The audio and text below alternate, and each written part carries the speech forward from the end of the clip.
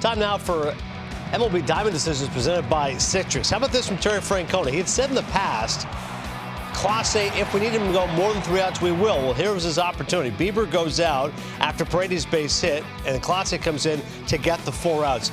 I love when managers do this, Ruben. They don't do it unless they really need to. It's a playoff, so you know what? Classic can get a 4-out save. Tito used it expertly. My feeling is that game 1 of a 3-game series is like the game 7 of the World Series. If you win that first game, then you're in the driver's seat, and that's exactly what you saw Tito do. He went with the best guys that were available to him when it's time to win the baseball game, and they closed it out with the best closer in the American League. Yeah, and the good thing is he only threw 11 pitches, so it wasn't like Classic got used that much either.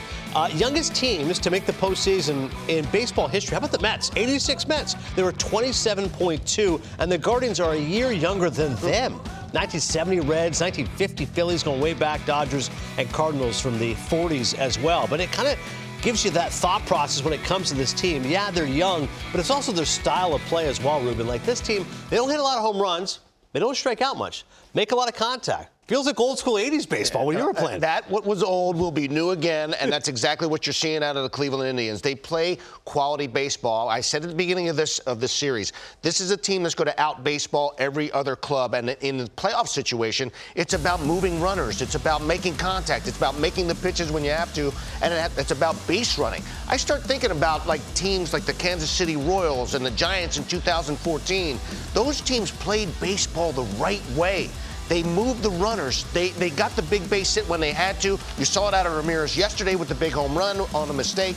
But when you start thinking about this kind of team, low strikeout rates, contact, running the bases, the defense is spectacular. They've got guys who are playing on the infield now. All 3 of those guys can play in the middle infield in any one of those 3 positions. I love the way they go about it. They have a tremendous leader in Tito. There's probably not a better and more exciting manager. I got to believe that this is like, for Tito, he's chomping at the bit when he has these guys, because he's probably like, it's uplifted him because they've got so much energy and they go about the game the right way. It's such a fun team to watch. I hope that they push as long as they possibly can. Amen, because we all love Terry Francona. And how about this comparison to the 2015 Royals team? Again, don't strike out much, steal some bags, good defense. Perhaps Terry Francona can ride some of that magic. And it's interesting, when you look at their star player, Peeve, with Jose Ramirez, he drives in all these runs. He's got a good personality. In many ways, he reminds you of David Ortiz. That's right. You know, when I think back to my time playing in Boston and getting a chance, I played against David Ortiz for many years. When I got to be his teammate and you had this larger-than-life character in the middle of a good team, that was an incredible take on the Cleveland Guardians, Ruben, and very relevant. When you have good players around a player like this right here, who's expected to deliver, like Jose Ramirez is expected to deliver, and just keeps doing it and does it having fun, smiling, and playing the game the right way.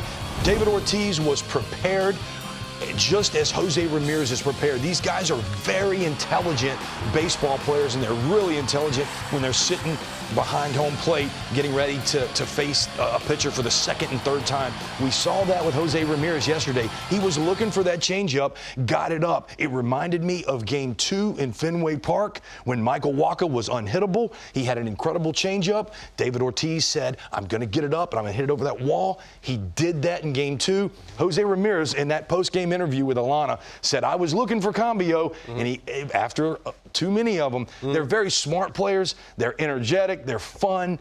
David Ortiz was this larger-than-life character for us in Boston that we all rallied around. Jose Ramirez is that guy in Cleveland. I was there in 2016 when he was the man, and it was his last year, and had all this pressure on him for last series, the whole, and he had like an MVP year, man. It was awesome to watch him play. Unbelievable.